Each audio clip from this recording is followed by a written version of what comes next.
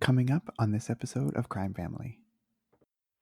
Found out my granddaughter has been taken. She has been missing for a month. Someone here now. There's something wrong. I found my daughter's car today, and it smells like there's been a dead body in the damn car. Okay, what is the 3-year-old's name? Caylee. She also had like 31 days to kind of come up with a perfect story. It kind of makes it more mysterious as to why she would have such a shitty story that falls apart almost instantly.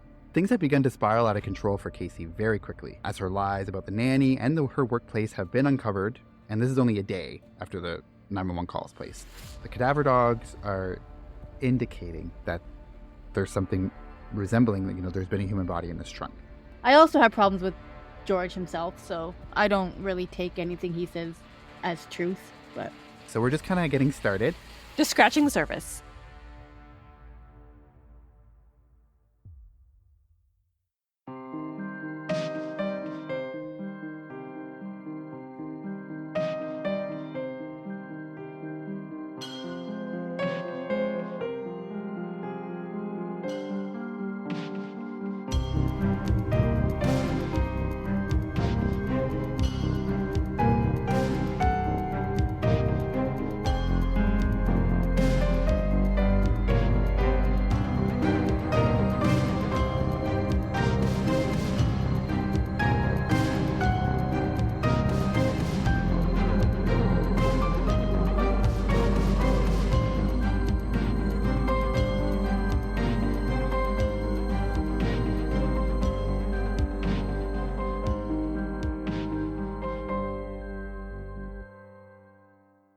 Hi everyone, welcome to Crime Family. I'm Stephanie and I'm here with my brother AJ and my sister Katie. Today we're going to talk about the Caylee Anthony murder and her mother Caylee Anthony, who was accused and charged with her murder but not convicted.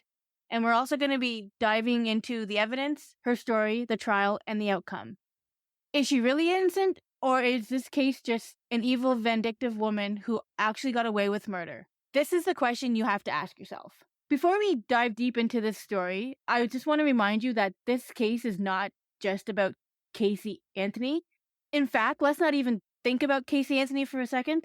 Let's just think about this little girl whose life was taken way too soon. Let's remember Caylee as this bright, vibrant little girl who loved life and was so innocent and happy with just being a kid.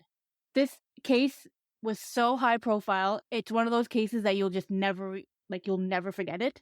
So let's just dive right in. AJ's going to start us off with the case.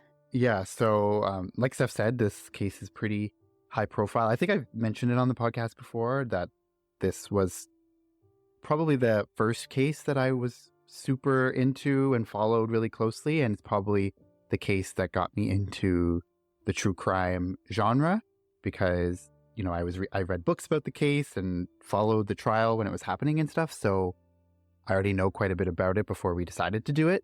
And I'm sure a lot of you probably do as well, because like we said, it's pretty high profile. What did you guys know? I mean, obviously the both of you know about the case because it's so infamous, but what was your level of knowledge about it before? Did you know a ton of details or? I used to know a lot more about it, and then it kind of, as it was out of the media and everything, it kind of dropped off my radar. So I remember a few things as I was researching, but I think for the most part, there was a lot that I just had never gotten into. So a lot of it was new for me. Yeah, I remember when this case was in the media, and I remember really being intrigued about it, but I don't remember actually knowing a whole lot about it until we decided to do it for our podcast. So when I was researching, like Katie said, when I was researching it, there was a lot of stuff that I didn't know and a lot of new to me information that I thought was very intriguing and very important. So yeah, it was great to kind of get a fresh look at it because I do remember it. I just don't remember what it all entailed. Yeah. So you can go down the rabbit hole with this case if you want. There's so many forums and so many documentaries and so much information. So we're going to do our best to go on a deep dive with you into this case, like Steph said, about all the evidence and the trial and everything. But of course, it's not going to be an exhaustive or fully inclusive list of every little bit of detail because that would probably take a much longer time frame than we have in 4 episodes to go into. So we're going to go over the main part of the story and the information that we found most interesting and trying to present all the big pieces of evidence that were a part of the case. So yeah, going to get into the Caylee Anthony murder case and the trial of Caylee Anthony, part 1. So this case really all begins on July 15th of 2008. And that's when the police in Orlando, Florida, received a frantic 911 call from a woman named Caylee Anthony. And she's the grandmother of 2-year-old Caylee Anthony. In that phone call, Cindy panically reports that her granddaughter Caylee was missing and says that her daughter, Casey, had just admitted to her that Caylee was missing for the last month. But this is the first time that any such disappearance has ever been reported to authorities. Caylee Anthony herself gets onto the phone during this 911 call to speak with the operator. And when asked if she knows where her daughter Caylee is or who has her, Casey admits that yes, a woman by the name of Zenaida Fernandez Gonzalez, which is the nanny who has been working for Casey for the last 1.5 to 2 years. The operator in that initial phone call asks why Casey didn't report this 31 days ago when she first found out that Caylee was missing. And Casey has an extremely unusual answer to that question. So we're going to take a listen to the full 911 call now, and we're going to play that for you so you'll hear a little bit about what I'm talking about. 911, what's your emergency? I called a little bit ago, the deputy sheriff's not here. I found out my granddaughter has been taken. She has been missing for a month. Her mother finally admitted that she's been missing. Okay, what is here now? Okay, what is the address that you're calling from? 4937 Hope Spring Drive. We're talking about a 3-year-old little girl. 4937 what? Hope Spring, HOPESPRING Drive, Orlando. My daughter finally admitted that the baby's in the store. I need to find her. Your daughter admitted that the baby is where? But the babysitter took her a month ago that my daughter's been looking for. I told you my daughter was missing for a month. I just found her today, but I can't find my granddaughter. And she just admitted to me that she's been trying to find her herself. There's something wrong. I found my daughter's car today, and it smells like there's been a dead body in the damn car. Okay, what is the 3-year-old's name? Caylee, Caylee, Anthony. Caylee Anthony? Yes. Okay, is she white, black, or Hispanic? She's white. How long has she been missing for? I have not seen her since the 7th of June. What is her date of birth? 8/9/2000. Oh God, she's 3. She's 2005.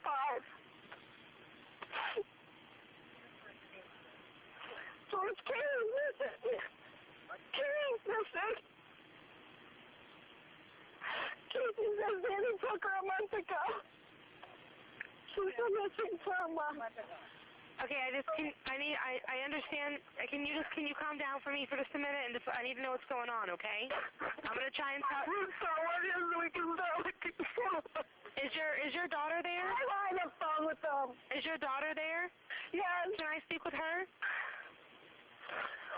Do you mind if I speak with her? Thank you. I called them 2 hours ago. They haven't gotten here. She finally admitted to Danny took her a month ago. Ma'am. Okay, Danny's here to talk. They want to talk to you. Answer the question. Hello? Hello? Yes. Hi. Well, can you tell me what's going on a little bit? I'm sorry? Can you tell me a little bit what's going on? My daughter's been missing for the last 31 days. And you know who has her? I know who has her. I've tried to contact her. I actually received a phone call today, now from a number that is no longer in service. I did get to speak to my daughter for about a minute. Okay, did you guys call and report a vehicle stolen? Yes, my mom did. Okay, so there's been a vehicle stolen too? No, this was my vehicle. What vehicle was stolen? It's a 98 Pontiac Sunfire. Okay, I have deputies on the way to you right now for that. But now your 3-year-old, okay, your 3-year-old daughter is missing. Caylee Anthony. Yes. White female. Anthony. Yes, white female. 3 years old. 8/9/2005 is her date of birth. Yes. And you last saw her a month ago? 31 days. It's been 31 days. Who has her? Do you have a name? Her name is Zenaida Fernandez Gonzalez. Who is that? Babysitter? She's been my nanny for about a year and a half, almost 2 years. Why are you calling now? Why didn't you call 31 days ago? I've been looking for her and have gone through other resources to try to find her, which is stupid. Okay. Can you give me the name of the nanny again? Like, spell it out for me? Zenaida, Zenaida. Last name? Fernandez Gonzalez.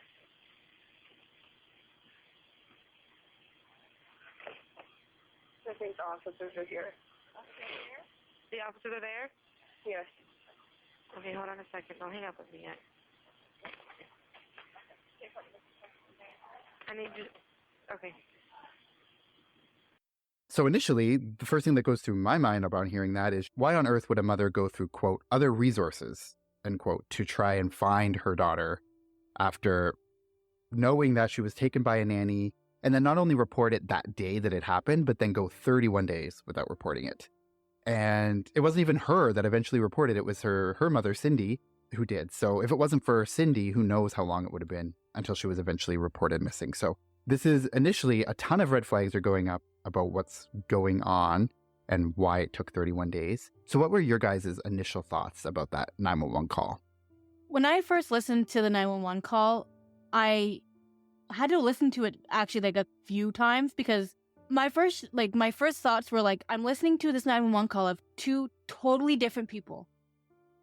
A grandmother who's like frantically wondering like where her granddaughter is and wanting to know information and trying to get help. And then I hear a mother who you think should be panicking and freaking out and crying and distraught, but seemed oddly calm and very like nonchalant and one-word answers. So it's a very different 911 call if you think like when you listen to it, which is why I had to listen to it for 3 or 4 times because I'm like, I'm listening to two different people about the same case, and it was just really odd to me. I don't know if anybody else felt like that, but that's how I felt. Yeah, and it was super odd just because I think that, I mean, the grandmother's kind of just finding out now that her granddaughter has actually been missing for 31 days, but Casey, the mother, has known that her daughter's missing all this time, so she's kind of had time to like absorb it and just be like, yeah, by the way, my daughter has been missing for 31 days. That's what stands out to me. Is just like she knew the whole time and was just now being like, yeah, she's gone. And so like another thing that I want to mention about this 911 call is that another thing that makes it unusual is that this is actually the third 911 call made that night. So the first one actually comes in at just past 8 p.m. So at 8:09 p.m. And it was Cindy telling the dispatcher that her daughter Casey had stolen her car and that she wanted to bring Casey into the police department to press charges. And you can actually hear Casey and her mother talking during this 911 call. Like Casey is actually sitting next to her mother and they're like talking about it this whole time. And so it's not even about Caylee at this point in time. So at this time of night, I guess Cindy just isn't aware yet of what is actually going on. And so then there's a second 911 call that comes in less than an hour later. This is at 8:44. And she is telling them that Casey had been missing for a month now. And also she can't find her granddaughter.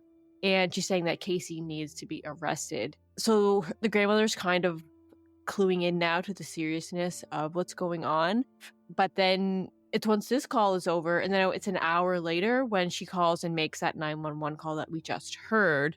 And so it quickly escalates just from like a casual reporting of a stolen car to frantically reporting that it smells like a dead body has been in the car. Caylee's been missing for 31 days.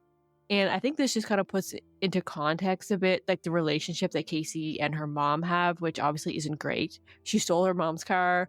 Her mom's trying to get her arrested. And just kind of how unfazed Casey seems to be when her mom, wanted her to have her arrested for car theft And then, of course, more alarmingly, when she reports that her daughter has been missing for 31 days. So, yeah, it's a very strange kind of sequence of events.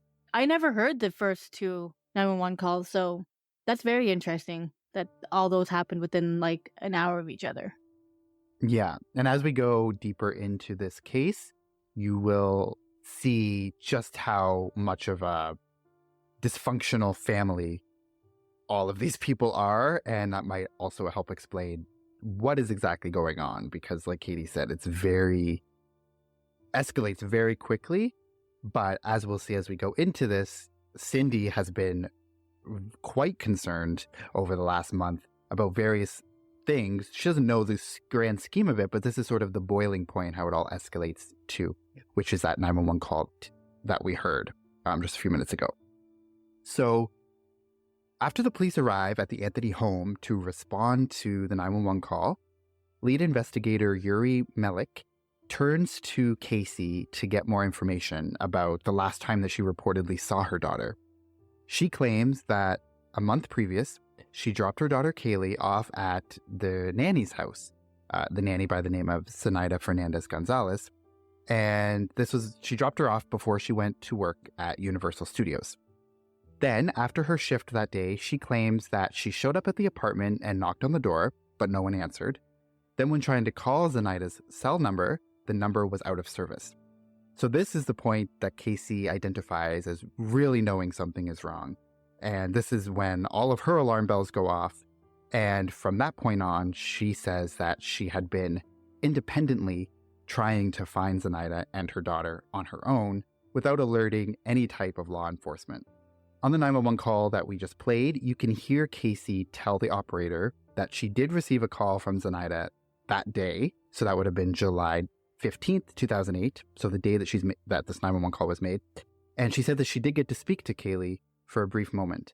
So this confirms to investigators at this point that up until this day, Caylee is still alive and in the custody of this mysterious nanny. But that is if you believe this story that Casey is starting to tell, which, as we'll get into it, is unlikely that you will believe it. And so kind of going off of this some more, something that was brought up in a docuseries called The Case of Caylee Anthony. Just a little bit of background on this. This is like an investigative docuseries with a former FBI agent and a former Scotland Yard agent. And so they are kind of going into this case. They're saying, well, if Casey was found innocent, then what actually did happen to Caylee? Like, who actually did kill her? So they're kind of representing both sides, trying to get to the bottom of it. In that docuseries, they say that on the night of that 911 call, so it's around 1 a.m. on the 16th, so just past midnight after the 911 call, is when Casey gives her first written statement to the police. A forensic linguist named James Fitzgerald, who's analyzing the statement 10 years after all of this, he points out that her statement is 3.5 pages long. And although she could have written a lot more because she had like 31 days to account for as she's talking to police about what's going on, she also had like 31 days to kind of come up with a perfect story. So maybe that's why, her statement really wasn't as long as it could be. And I guess that's a good point. But also, as we'll see, as AJ's going to get into kind of what goes on, it kind of makes it more mysterious as to why she would have such a shitty story that falls apart almost instantly if she had that long to come up with a story about what actually happened, and to think about it and kind of prepare her defense. And she also tries to defend her actions by saying that she had stolen from and she lied to her family, all in the pursuit to find her daughter. And like AJ said she had gone through other resources to try and find her. She claims that she was doing everything she could to try and find Caylee. Of course, as we know, except, reaching out to police to get proper help. So yeah, I just kind of wanted to bring that up as to if she knew for 31 days, why did she have such a shitty story? So just something to think about. Yeah. So just a lot of things that are sketch from the beginning. And we're still at the night of the 911 call, and we already have a lot of red flags, so to speak. So, like Katie said, Casey has her official first interview with investigators just after midnight on July 16th. They get a little bit more of her story. And then Yuri, who's the main investigator at this time. I believe it's the next morning, so it's the morning of the 16th, just hours after she's given that statement. He takes Casey around to various locations in Orlando to try and sort of suss out where Caylee might be. And Casey directs Yuri to Zenaida's apartment. And I'm going to call Zenaida Zanny. So that's kind of the nickname she was given. So Casey calls her Zanny, the nanny. And that's what the media sort of ran with at this time. So I'm just going to call her Zanny. So Casey directs the investigator to Zanny's apartment. And when they go to this apartment, at this point, the apartment is completely cleared out, and records actually show that no one had lived in that apartment for months. And so Casey also shows Yuri and goes to residence and of friends and family members of Zanny. And so this empty apartment is just another red flag for Yuri, because he here has this woman with him who knew for 31 days that her nanny kidnapped her child and yet never reported it. And the apartment that she is telling him now, that is the apartment she dropped Caylee off at 31 days ago, this is an apartment that no one's lived in for months. So clearly that just right off the bat is a lie. So why would she lie if she's really interested in getting her daughter back, knowing where she is? Why would she lie about something like that? So Casey's story is not on the up and up right off the bat. And at this point, it becomes clear that this is no ordinary missing child investigation. And it was reported later that there was actually someone by the name of Zenaida Fernandez Gonzalez who actually submitted an application to live in that same apartment complex, but there's never any evidence that she was connected to Casey in any way. So it's interesting. Obviously, that has to have been a name that Casey knows. She's heard that name before, but there's never any evidence of what their connection is other than she claims that she was Caylee's nanny, although we know that this isn't the case. But Zenaida Fernandez Gonzalez is a real person. That is the name of someone who's got dragged into this case because Casey said that that was her nanny.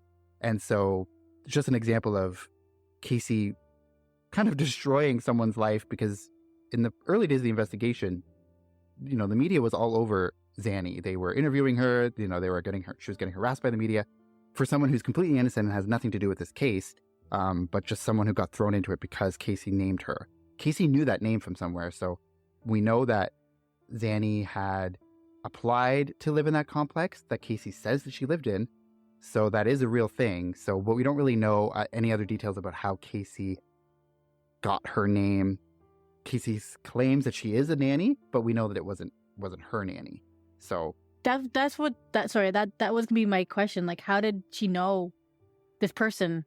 Like, it comes out in one of the documentaries I watched. So the apartment complex that she says Zanny lived in was the apartment complex that one of her friends lived in.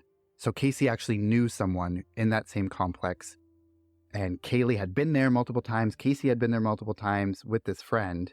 So somehow Casey was privy to like the names of people who had applied to live there, because she knew this name from somewhere and uses it as her cover story.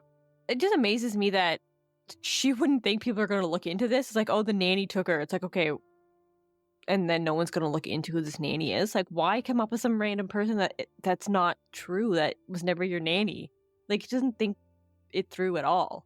And then, like, can you imagine being that person, like Zanny, being dragged into this situation that she had nothing to do with and probably didn't even know who Casey was, or maybe had like a brief encounter with her some random time? Like, poor girl, like, her life probably got ruined because she was supposed to be this kidnapper who kidnapped a child. I know, it was like Casey trying to frame her and then just think that, like, oh, they're going to put her in jail for this, even though there's zero evidence linking her to it. Like, it just really does not make sense, her thought process. Yeah, and I believe that actually Zanny did file a defamation suit against Casey later because of all of the... I would. Yeah, all of the like pain and suffering that comes along with having your name brought up in this case. And this is like a major high profile case, like almost immediately. So because then didn't they say it was like Xanax or something like that? So like that's why she called her Zanny or something weird like that. Yeah, wasn't there like something in the news about? That was I think on Nancy Grace. And anyone who knows this case knows that Nancy Grace has her opinions. I think like people were saying that because Casey was such a liar, they thought that maybe Zanny was like some made up term, but referring to Xanax or something. I don't. Oh, okay. Yeah, I don't really know much more. I just feel really bad for this Zenaida girl. Like, probably to this day, she's probably still has people talking about her and what happened. Well, yeah, she does. We are. Yeah, I was just gonna say that. Here we are talking about her. Yeah, I know, but like, I mean, I'm just like, I don't know. I don't think there's anyone that thinks that she had anything to do with it, though. Like, I think her name was just brought in. Her name will always be associated with this case, but not that she had anything to do with it. Yeah, and I think like even if you might want to, even if you have nothing to do with it, you might still want to separate yourself as much as possible. She's probably like changing her name, like I would. Like, you don't even want to have anything to do with this case or any of the people involved. So kind of want to just distance yourself. So really shitty for Casey to kind of just destroy one woman's life. And it's one thing to make up a fake name, but to actually make up the name of someone that's a real person that you somehow know. I don't know exactly. Obviously, it's not a coincidence that there's someone by that name who filed an application to live in that complex. Obviously, Casey knew that this was the case, but like Katie said, didn't really have any type of plan for what happens when people look into these kind of things. She just thought, oh, I'm going to give them the name of this person and that's going to be enough for them to get off my back. So I don't really know what her ultimate goal was. It's just whack. One of the pieces of detail that Casey mentions to the lead investigator, Yuri, as well, was her workplace, Universal Studios. And according to the Peacock original documentary called Caylee Anthony, Where the Truth Lies, which I had the unfortunate, I don't know what I'm trying to say. I had the unfortunate pleasure of having to watch this. I guess I didn't have to watch it, but I did watch it. And it's Casey's first interview. It came out, I think, in 2021, and it was her first interview about the case. And by that point, it had been 10 years since the trial. So I think it got a lot of buzz because it was the first time she was speaking publicly about it. But knowing what we know about Casey and all the lies and manipulations, it's hard to really stomach watching her potentially profit from any of this. So I did watch it in order to cover it. So I'm just putting that out there. I watched it after I watched everything else. I had issues with it too. Just like, I couldn't watch all of it because she was so cringy. I feel like people who are fans of true crime or just interested in this case, I feel like you're lying if you don't say that there's at least a little bit of curiosity about what she has to say. Not that you're going to believe anything she says or see her as the victim, which she tries to play herself as. But I feel like everyone who knows this case is at least somewhat interested in knowing what she's going to say now. So, if you say that you're uninterested, you're lying. But yeah, I'm always interested in knowing like the other side of it. And we'll get into this later, but especially during the trial and some things that the trial didn't cover, the defense, like kind of what the defense has to say. And it is super interesting to see what holes they poke in the prosecution's case. So I'm totally interested in that. Yeah. And I think although there was some controversy about this documentary, the fact that they were giving her a platform to even talk about it, but it's not a documentary that really necessarily paints her in the best light. The first episode is still kind of breaking down everything in the prosecution side, going over everything in the case, and you really don't have any sort of sympathy for her, at least on the very first episode. So it's not like it's completely lopsided to her perspective, but they're giving space for her to talk about it and defend herself, which people have problems with. Didn't they also give her a book? Isn't there a book out? Well, there's lots of books, but I don't think she wrote one. No. Okay. Like the prosecution, like the head lawyer for the prosecution wrote a book, and I think the defense attorney also wrote a book. So there's lots of books out there, but I don't think she ever, this is the first time she's ever done anything to address this case or the trial. That's why I think this got buzz, this documentary, because she was speaking out for the first time, apparently. But anyway, my point in mentioning that was that there was a lot of good information in this documentary as well. So in this documentary, one of the detectives discusses the whole thing about Universal Studios and the details surrounding her job there and all of that. So when they have that initial interview with Casey, later that day, Yuri goes to Universal Studios on his own and actually finds out, once he inquires, that there is no Caylee Anthony that works at Universal Studios. So he knows that she's lied about this. but they don't tell her right away that they know she's lying. So knowing this information, the detectives actually have Caylee take them to Universal Studios and show them her office, which she agrees to. So they don't get an initial admission that she doesn't work there at that point. She just goes along with it the entire time. Keep in mind, though, that they know already that she's lying because they talk to the people. They know she doesn't work there, but she goes with it, says she's working there, and she agrees to take them to her office. So she takes them to the HR building at Universal Studios. They enter the building. She waves at numerous people inside. And the detective claims in this documentary that although the people are waving back at her, it's clear by the looks on their faces that she is not someone who's familiar to them. They don't know who she is. So they walk around the office building for a while. They go down some hallways, turn some corners. Eventually, they come to a dead-end hallway. And then this is when Caylee eventually turns around to the investigators and admits that she doesn't work there. And not only does she not work there, but actually she hadn't been an employee there for over 3 years since going on maternity leave. So she did work there at one point, but once she got pregnant with Caylee, she went on maternity leave, and she still carried around her ID badge and her clothing from this job in order to, quote, fool friends and family, end quote, according to a report from Reuters from the time of the trial. So what's amazing to me is that she committed to this lie the entire time. So right up until she and the cops hit a literal dead end, she's going along with it. So what was her plan? Was she hoping that she was going to come across an empty office that she could pass off as hers? Or then when she didn't, she had to come clean? I'm so curious to know what was going through her mind at that time. So with every turn of the hallway, was she just hoping a miraculous solution to this problem would come up and she could just make up another lie? So that's kind of fascinating to me. Could you imagine being Caylee in that moment, walking these detectives down the hallway, knowing that you're not going to find anything? You know you don't work there, but you're committing it to the very end, which was just wild to me.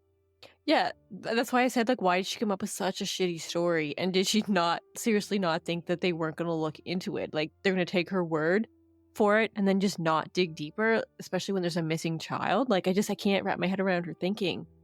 Could you imagine being those people at Universal, her waving and be like, who the hell? Yeah, what the hell? Who the fuck is this? What? Yeah, who's this lady waving at me? And they were just smiling at them and waving Yeah, and it's so cringe, especially because the investigators already know she doesn't work there and they're just going along for the ride and just seeing what she's gonna do. It's so, just embarrassing. It's almost like a cheesy movie. It's just a cringe movie, because as far as she doesn't know that they already know that she's lying. So in her mind, she's committing it to it 100%.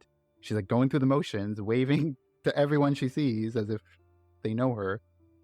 Yeah, and like you said, what's her end game? What is she hoping is going to accomplish from this? Where she's just going to be yeah, this is where I work, let's leave now. I don't know. Yeah, so, she already... why couldn't she just said she worked there, but she doesn't work there now? What's the harm in telling the truth? Probably because she had this lie for so long to her family and friends that she worked there. She wasn't just ready to come clean, and I don't know, just thought she could, just trying to get as much out of it as she could until finally, really, she had to come clean because there was nothing else she could do. Yeah, and I think part of it is because if she's going to make up this lie that the nanny stole her daughter, well, she has a nanny for a reason, so she has to have a job. If she has a nanny, it's because she's working. If she's not doing anything, then there would be no reason for her to have a nanny. So she has to be oh, I have a job. So, I do go into detail. She, like I said, she did work there previously. So she knows that building. She knows her way around that building, which is probably the reason she picked that location, because she can commit to it more. She can give more details about working there since she knows how she's done it. But it all is just part of her story. She needs to have a nanny, and she didn't have a job as far as I know at this time that all of this is happening, but she has to commit to the fact that the nanny stole her, so she has to have a job for that, I guess.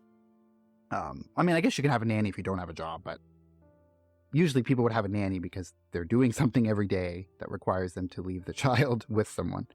But yeah, Caylee was caught in this lie, and the police had enough evidence to take her into custody on that day, July 16th, 2008, and she was charged with child neglect and lying to a police officer. So no murder charges or anything yet, but they know that she did neglect her child by going 31 days without reporting her missing. And then obviously she's lied to the police officer multiple times with pretty much about everything so far.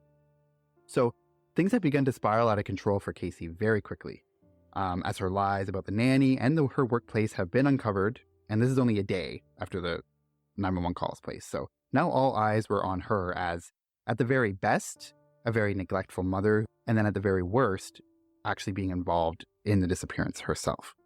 So Caylee was held at the Orange County Correctional Facility, and the media attention that Caylee's disappearance garners is pretty intense almost immediately. And it was quickly turning into a media circus, especially with Caylee's parents, Cindy and George Anthony, giving many interviews to the media and to the police. Caylee and her family were sort of pariahs at this time in the media. You have this woman charged with child neglect sitting in jail as these charges happen, and then you have her parents who are hysterical, are yelling at the media because the media is kind of surrounding their house. It's kind of a mess from the very beginning. But they kind of become pariahs, and everyone's watching every move that they make. In a phone call between Caylee and Cindy Anthony from jail, Caylee just continues to show no real signs of panic, no sadness, anger, or any other emotion that you would expect from a mother whose daughter's been missing for a month. So this is the initial setup for this case and how everything sort of kicks off in this investigation. And like I said, because of the media attention that was surrounding this case, every action that Caylee and her family did was being very heavily scrutinized. And media outlets then make a public records request to access details from law enforcement's investigation of Caylee's phone activity in the months leading up to and after Caylee's disappearance. A lot of information from this public records request gets leaked to the media and gets disclosed to the media. So there's a lot of information that the media knows very early on that they sort of run with. Yeah. And also, I just want to say it's not necessarily leaked. Like, Florida has this law called the Sunshine Law, I think. This came up in a couple things that I looked into. And I guess apparently it's basically just like the freedom of open information or something. The way they described it was every time the prosecution would hand over evidence to the defense, it also got handed over to the media, which that was the law. So the media literally had access to every piece of information and evidence that was out there. So that's why it was such a huge thing in the media, because they could follow along every step of the way. So that's why it got so crazy. Yeah, and I guess there's pros and cons to that. A pro is, that they have the transparency that people can see and the media can see exactly what's going on. So that might decrease the amount of BS or corruption that happens, because if they know that the media is kind of getting their hands on everything. But also there's lots of cons as well, because that taints a potential jury pool. If you go to trial and you have all this information already out there, especially with a case like this high profile, then there's a good chance that it could tarnish the jury pool and make it hard to find jurors who are objective. So that's a weird law. And I don't know if Florida is unique in that. I mean, probably not every state has that, but I don't really know how I feel about that in general. Yeah, and I guess it just, as we see in this case, the public kind of quickly paints this picture of who they think Caylee is, and so they kind of make up their mind, like you said, that she's guilty right away. So it is hard to get a jury pool that is not biased. Yeah, and this is the kind of case that at the time, back in 2008, was on the news every night. So I already mentioned Nancy Grace. Nancy Grace had a field day with this case and with Caylee in general. So pretty much every night, Nancy Grace was focused on this case and interviewing people and Nancy Grace is kind of like, her show is a little bit ratchet. just because I don't really like I don't like her. I mean, she's funny, but she's funny, but also but she jumps to conclusions so fast. Yeah. And she brings people on who I question their legitimacy. She's like, this is Caylee's coworker from 10 years ago who Caylee had no interaction with for 10 years, but all of a sudden this person's supposed to be an expert in the details about this case. Yeah, and she's just too emotional. I bring this up multiple times, but she's like, just look at that face. You can tell he's guilty. It's just no. Yeah. So it's just wild. And even if you believe Caylee is 100% guilty and you agree with what Nancy Grace is saying, her coverage of this case is just wild. I mean, she's the type of person that figures out very early on what side she's on and dismisses anything that comes across that doesn't tailor to that argument, and makes sometimes ridiculous, outrageous sort of leaps in logic between things in order to make them connect. So Yeah, like, oh, he is the face of a serial killer, you can tell. Like, you can't say that. Like, that's not legitimate. yeah. And what is the face of a serial killer? Like, we see serial killers from all different walks of life. Like, what does a serial killer actually look like? What does that what does she mean by the face of a serial killer? Like, so anyway, yeah, like I said, like, this is the kind of case that every night you could tune into her show and she'll have someone new on to interview who becomes an expert in criminal justice. And even though they're just like a random friend that Casey's met 10 years ago one time. So lots of stuff is coming out to the media, and that's why there's so much material for people like Nancy Grace to talk about, because it's just like every day there's more things that are coming out. And so, like I said, they make this request because the investigation is looking at Casey's phone activity in the months that led up to and after Caylee's disappearance. So local investigative reporter Tony Pipitone, I don't know how you pronounce it, but I'm going to say Tony Pipitone. But he's a local investigative reporter, and he explains in the documentary Where the Truth Lies that it is when they filed for this public records request that the media discovers and subsequently releases these various details about conversations that Casey had with an ex-boyfriend and some of her friends. So Casey's ex-boyfriend, Ricardo Morales, told investigators that he had received a message from Casey prior to Caylee's disappearance saying, along the lines of that she didn't feel that she could participate fully with her friends because she was a mother. And then in May of 2008, she said on Facebook in another chat that she was, quote, going crazy over here. At least the kid has passed out, end quote. So it's clear that she's having second thoughts about being a mother, or she doesn't like the responsibility that came with it, and she just wishes she could have more fun time, I guess. At least from these two interactions, that's what I'm gathering. So then the question becomes, could Casey have killed her daughter in order to get her out of the way, so to speak, so she could go out and have more fun with friends and have a more free life? So that's certainly what these messages are alluding to, but of course, that's just circumstantial and nothing's even close to being confirmed in this case. But from the outset, it's not looking good. Yeah, but also I think, like, and me and Steph can relate, as mothers of, like, young kids, you do sometimes have that, like, oh my God, like, you don't have the freedom that you once had. But I mean, obviously you're not going to go to the extent of getting rid of your kid, and sometimes just kind of venting that out there, being like, oh my God, it's, like she was saying, like, well, at least the kid's asleep, so I have a little bit of time. But also she was living with her parents, so it's not like she was all alone by herself, didn't have any support. So I don't really have sympathy for her here, because she did have tons of help, I think. She probably was finding it hard to balance being a mom and trying to have some free time, but the case is she didn't live alone. She had her parents with her, so obviously they could have helped her out if she wanted to go out for like a night or something like that. So she wasn't totally alone. Yeah, so she had more supports than many other people might have, and she's still, these are the messages that she's sending to people on Facebook and conversations she's having. So even with all that support, she's still feeling like she wants more freedom. And so as part of the investigation, the police listened to the 911 tape again and again. And in this 911 tape, like you've heard, you hear mention of Casey's car that Cindy Anthony has said smelled like there's been a dead body in this car. And like Katie said, that was the initial thing that Cindy Anthony called the police to report, was the stolen car. So Casey's parents, Cindy and George, had been notified in July that Casey's car was found abandoned in Orlando in late June, and that it had been towed to an impound yard. So George is the one who goes to retrieve the car, and he claims that upon approaching the vehicle, he recognized the smell of human decomposition coming from the trunk. And George has a history as a police officer. He was in law enforcement, so he was familiar with what the smell of human decomposition smells like. And he said he instantly recognized it. And so that information, like the smell coming from the car, this is what prompted Cindy Anthony, after talking to Casey about the car, to call 911 on the night of July 15th. So shortly into the investigation, Casey's vehicle was at the Anthony home. Like, George went to the impound yard, retrieved it, and brought it back to the home. And then this car is then seized by police, who take it in for forensic investigation. And the police describe the odor coming from the trunk of the car as unmistakable.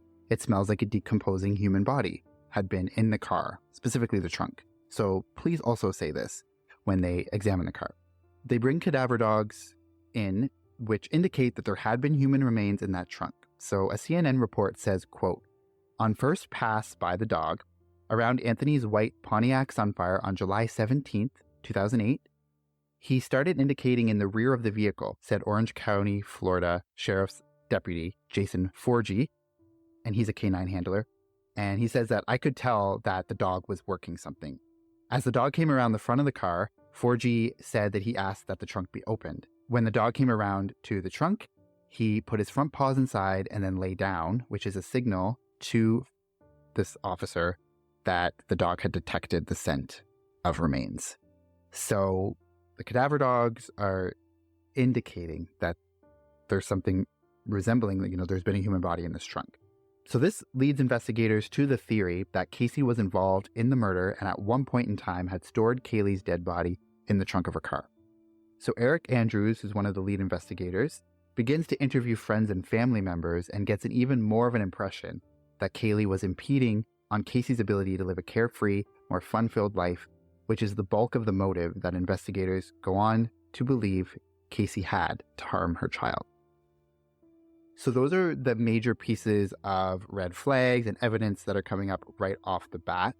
And that cadaver dog finding and the smell of the car is quite damning and doesn't look good. What do you guys make of that part of it? Like the car and the smell and all of that sort of thing.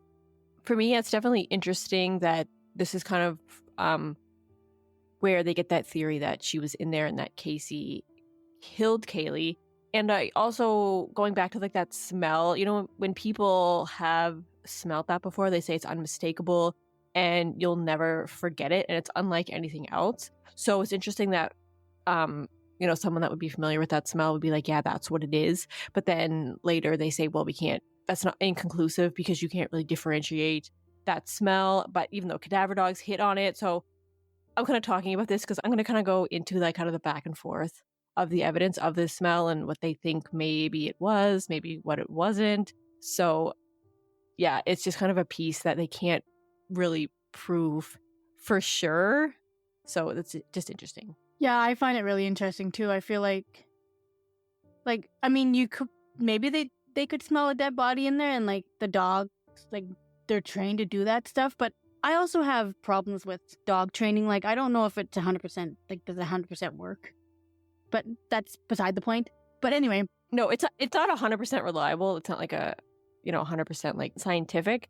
But they do go through training where they can differentiate different smells. So yeah, I don't know. So is it kind of a case where like they go through enough training where it's more believable than not that if the dog does sense something that there was a human body there, but it can't be said for 100% certainty.